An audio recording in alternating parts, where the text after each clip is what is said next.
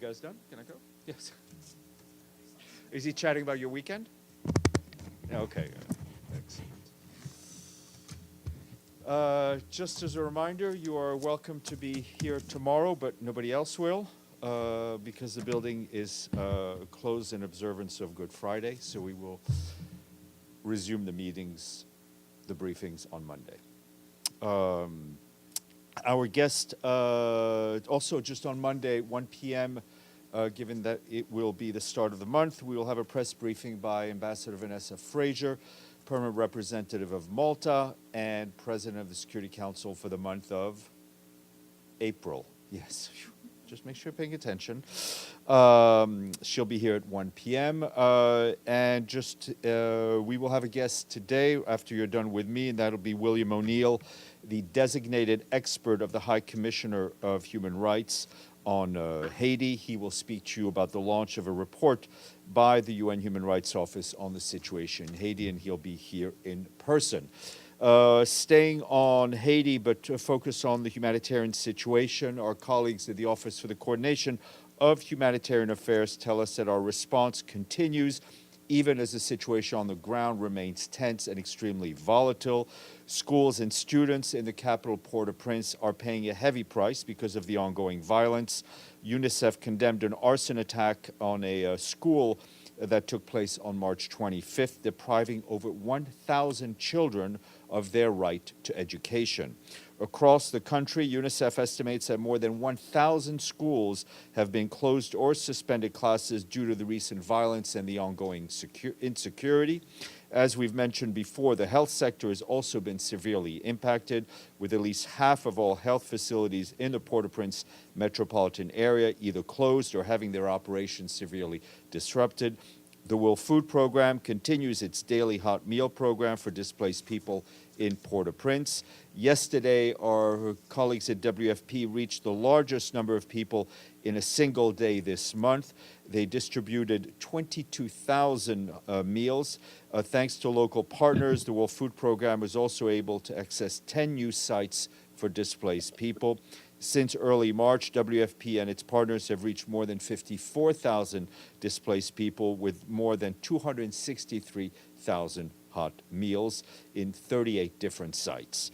Also, since early March, more than 2 million liters of drinking water have been distributed by our partners, reaching some 60,000 displaced people in some 29 sites.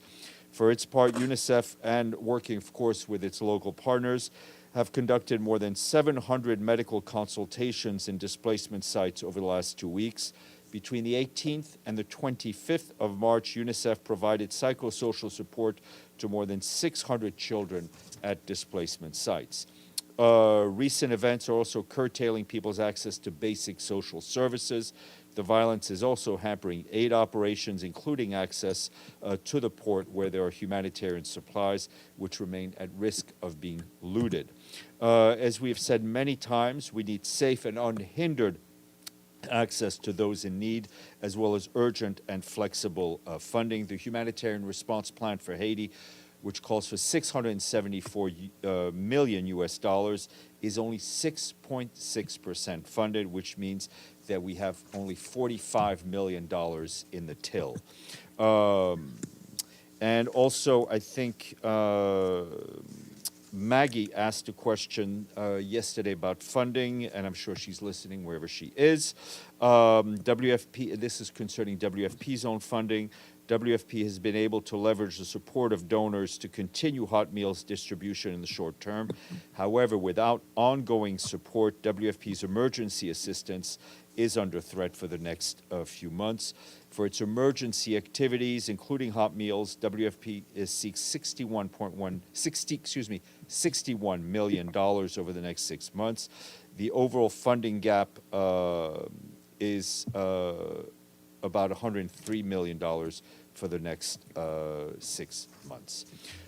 Turning to the situation in the occupied Palestinian territory and in Gaza, the Office for the Coordination of Humanitarian Affairs stresses that as more than 1.1 million people in Gaza face extreme levels of food insecurity, there is no alternative to the large-scale delivery of aid by land. But despite these urgent and overwhelming needs, hostilities and access impediments continue to hamper our efforts to get life-saving assistance to civilians in Gaza at a scale that we need to save lives.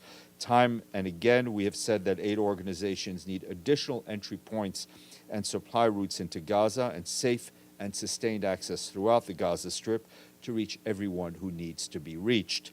This includes access to the north. Our humanitarian colleagues on the ground tell us that between the 16th and the 22nd of March, 9 humanitarian aid missions to northern Gaza were facilitated by the Israeli authorities, but 5 were denied.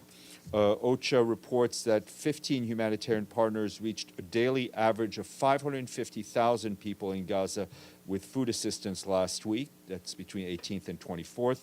But just 3% of these supplies went to northern Gaza. More than half was distributed in the Rafah governorate, with the rest going to other areas, including Deir el-Balah. And just a quick correction, something I said yesterday about the World Food Program reaching 74,000 people in northern Gaza with food assistance. That was with 4 convoys during the month of March versus 11 since the start of the year. And as famine looms and amid ongoing bombardments of Gaza, Dr. Tedros, the head of the World Health Organization, said the delivery of food, nutrition, supplies, and medicine must be accelerated. In a social media post, he said that health facilities must be protected, not attacked, and that health workers can care for patients severely weakened by hunger, illness, and injuries. A quick update on Sigrid Kaag, before you ask. Our senior humanitarian and reconstruction coordinator for Gaza is in Israel this week for meetings with Israeli officials and cabinet members on the implementation of Security Council Resolution 2720. She underscored the urgent need and paramount importance to open more land crossings from Israel into Gaza in light of the dire humanitarian situation, especially in the north, as highlighted by the recent IPC assessment. She also stressed the critical importance of predictable and massive increase in the volume of assistance. She emphasized the need for a safe and secure operational environment for the UN and our humanitarian partners in Gaza. In line with Resolution 2720 and the UN mechanism, she's also discussed proposals for streamlining the supply routes from Egypt and continued operations of the Rafah crossing, as well as the maritime corridor from Cyprus. Ms. Kaag will also going to Ramallah for meetings with the Palestinian Authority. And just want to flag that Alison Diritu, the Secretary General's Special Advisor on the Prevention of Genocide, issued a statement acknowledging the Security Council resolution passed on March 25th, demanding, among others, an immediate ceasefire for the month of Ramadan and the immediate and unconditional release of all hostages. The Special Advisor echoed the call by the Secretary General for the full implementation of the resolution, noting the numerous efforts by the UN to end this conflict.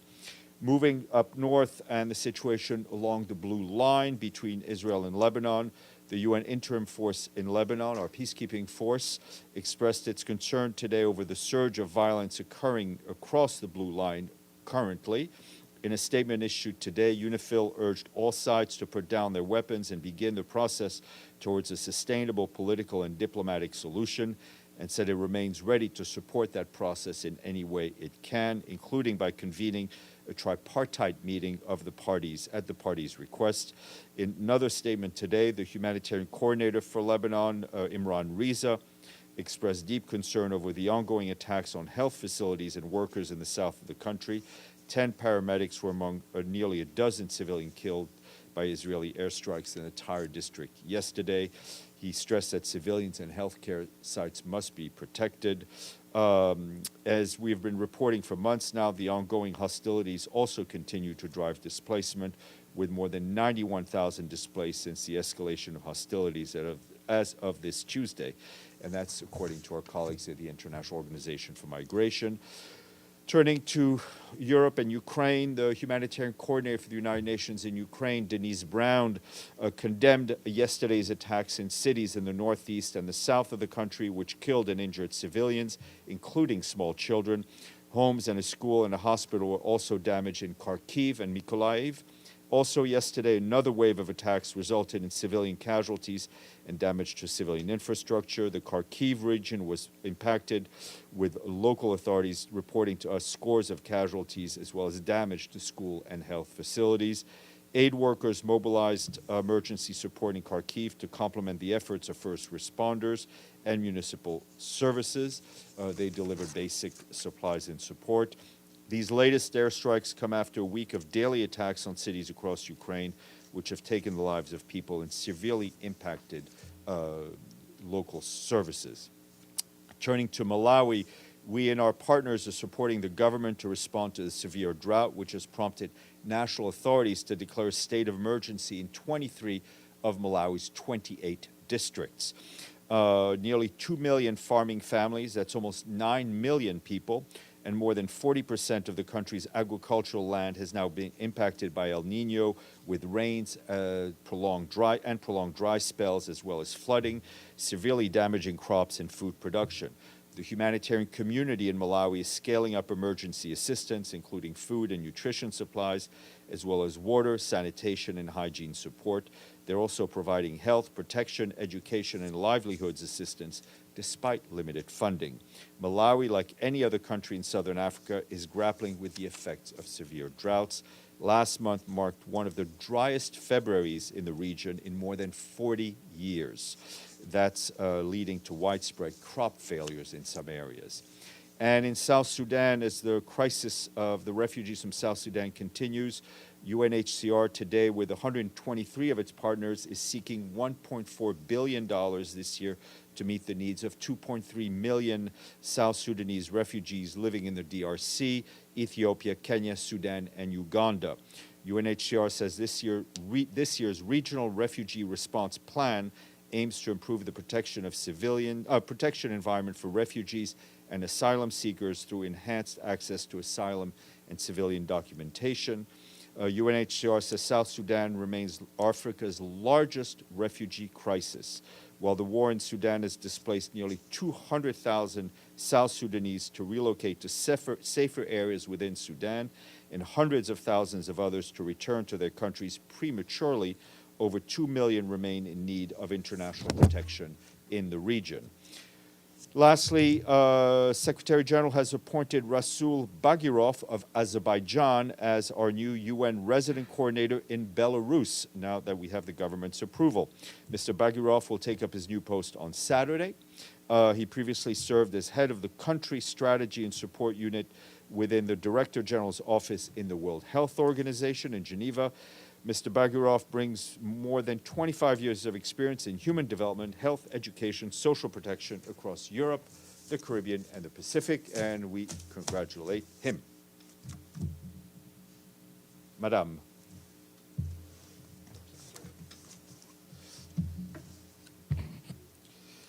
I just wanted to check if you've seen the reporting, the provisional measures from the ICJ. This just came out in the past hour. I mean, do you have any reaction, and how do you think this could be implemented, since this seems like, especially with the part that has to do with humanitarian access, it's basically an update to something that they took before? Yeah, I mean, I just saw we read the judgment quickly as we were coming in. Obviously, the court is independent of the Secretary General. We do believe, as a matter of principle, that all member states need to abide by and implement decisions of the court. Caitlin. Thank you. Do you have any updates on, two updates on Haiti. Do you have any updates on how much money is now in the trust fund for the MSS? Unchanged, still 10.8, if I'm not mistaken. Okay. Yeah, your colleague confirms. It's always good. You guys could have a briefing before me and just answer each other's questions. Go ahead. Any update on the UN flights in and out of the country that had been non-essential staff and supposedly bringing in like medical supplies and other stuff like that? Like, any updates on how much was ultimately delivered into Haiti during those flights, and are they being resumed? No, no specific updates that the flights, the helicopter flights are being resumed in order to kind of adjust our footprint on the ground. So no updates. no updates in terms of material going in, but they will continue so we're able to adjust our position, our footprint on the ground. So the flights are continuing now. They will be, I think, starting again next 24 to 48 hours. Deji, then Gabriel, and then we'll move further south. Okay. It's working, right? Further east. Sorry. Okay. Yes. Yeah, it works. Okay. So an hour ago, the Palestinian Observer posted and tweet online said Israel continues to commit war crimes in occupied Palestine on the scale unprecedented, in particular in Gaza, in total contempt of the Security Council's resolution, which is calling for an immediate ceasefire for the month of Ramadan. Now the thing is, do you think that resolution has been implemented, given the fact we just heard a lot of the update? Well, I mean, everyone can judge for themselves pretty clearly what continues to happen in Gaza. Yeah, and past few days we talked a lot about binding or non-binding stuff, but it seems like if this continues, it's a non-binding resolution which drags the Security Council to the level of the resolution of Security Council to the level of the GA resolution. Would that be good for the UN? I think you seem to be writing your analysis of the situation as you ask the question. The charter is clear on Security Council resolutions, on General Assembly resolutions, all resolutions from the various legislative bodies of this organization. I will let you do the analysis. Okay, one last question. There's an Egyptian source saying that the Israeli military might start the Rafah ground operation after Eid. Do you worried about that? I mean, we have no information on military plans by any of the parties. Our worry and our concern about what would happen if there was a large-scale ground operation is unchanged. Gabriel. Thank you, Steph. A quick follow-up on that new ICJ provisional measures.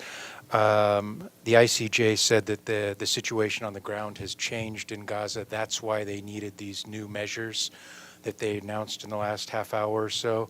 He said the measures announced on 26th of January do not fully address the consequences arising from the changes in the situation on the ground in Gaza. Does the Secretary General agree with that the situation has changed enough to where the measures should be altered? I'm not going to comment, confirm, second guess, or whatever, what decisions came out from the judges. I think we've been very clear about the fact that the situation on the ground is not getting any better. Okay, if I could ask another question on a separate subject. There's some video that Al Jazeera has been airing that shows two Palestinian men, unprovoked, unarmed, one waving a white flag, that were gunned down by Israeli military soldiers, and then their bodies were bulldozed. Has the Secretary General seen this video? And if he has, what is his reaction to it? I don't know if he's seen the video. We've seen the video. Obviously, we have no further information to corroborate what is seen in what appears to be rather shocking incident. I think if it from what we see, at least, it underscores what we've been saying since the beginning, that no place is safe for civilians in Gaza. And obviously the circumstances around this need to be fully investigated. And the fact that it comes 3 days after the Security Council called for demanding an immediate ceasefire, resonate at all? We've said that we, like you, have our eyes wide open, and we see the situation in Gaza continue to deteriorate. Mr. Avni, and then Vladimir. Promise to spare you my analysis of the situation in the Middle East. To this hemisphere. To this hemisphere. This hemisphere. Yeah. Western hemisphere. Yes, sir. So in Caracas, we have a situation in which 6 people have received the protection of the Argentinian embassy, and that embassy is now under siege. Does the Secretary General have anything to say about that?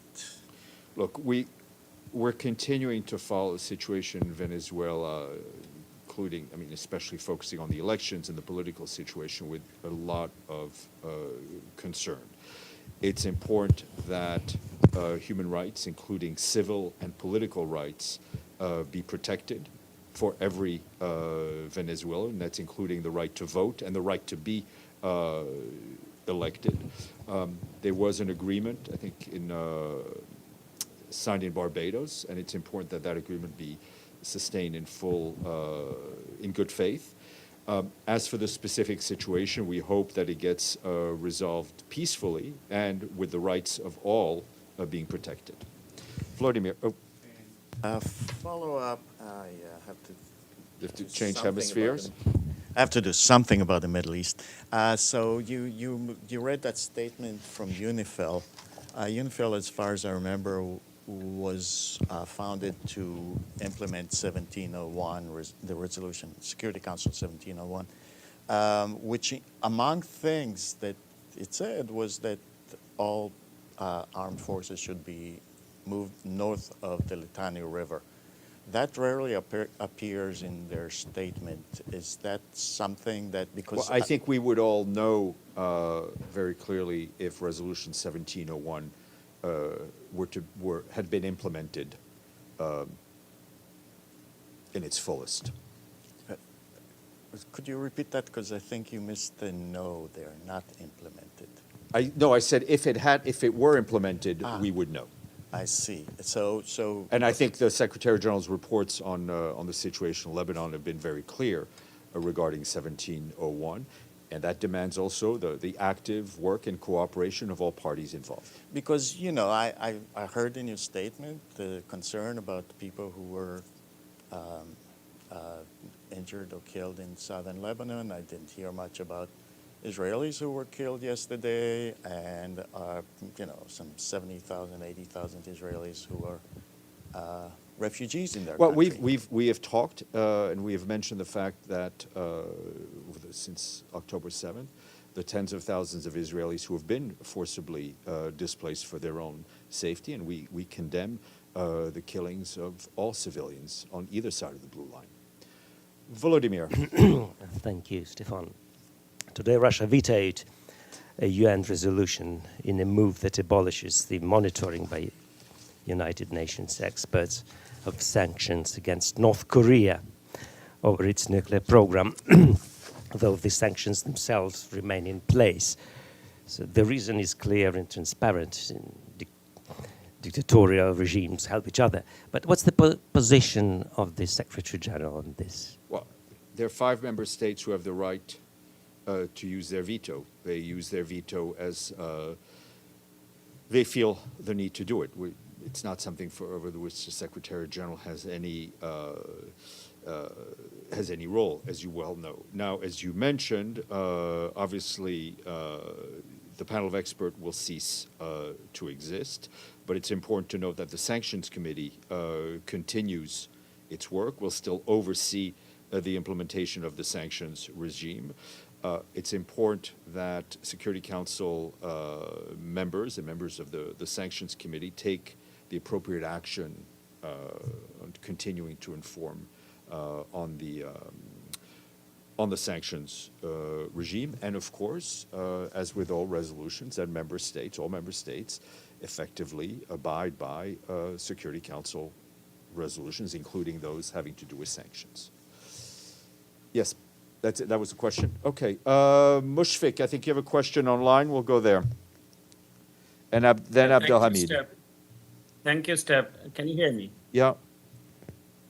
How do you perceive the political unrest in India just before the national election with the arrest of Delhi's chief minister and the freezing of the opposition Congress party's bank accounts? The right groups described the situation as a crackdown on opposition reaching a crisis point ahead of the national election. Well, we very much hope that in India and that in any country that is having elections, that everyone's rights are protected, including political and civil rights, and everyone is able to vote in an atmosphere that is free and fair. Abdelhamid. Thank you, Stéphane. There is a video circulating of a Palestinian woman going to pray on Al-Aqsa Mosque on Friday. And she was wearing the niqab, that means her face is covered. And the Israeli occupation forces scuffled with her, trying to force taking the niqab from her face. And there were a few minutes of arguing between the woman and the soldiers. And then the video stopped there. Are you aware of this kind of No, harassment? I have not people seen. going I to have not the- seen that video. I think our position remains unchanged that the situation in the holy sites, the status quo of the holy sites, should be respected, and all those who want to go and pray at these sites be able to do so. Another question about Palestinian Red Crescent. They said 8 of their staff still missing from the Shifa hospital. Some of those who were kidnapped, some of them returned, but 8 of them did not return. Any information or any news about No, those? I have not. staff? I would encourage you to reach out to our colleagues at the World Health Organization. Deji, and then we'll go to our guest. Yes. The Chinese ambassador Zhang Jun has the tenure of Ambassador Zhang Jun is ending this month. Does the Secretary General has anything to say to Ambassador Zhang? I would note that the Secretary General, I think, has had very positive and constructive relationships with the ambassador. It's been, I've been able to witness it as well. I think it's, we wish the ambassador all the best for his new post, a new chapter in his professional career. On that note, please stand by as we get our guest, who is actually here in person. Don't move. I know you don't move.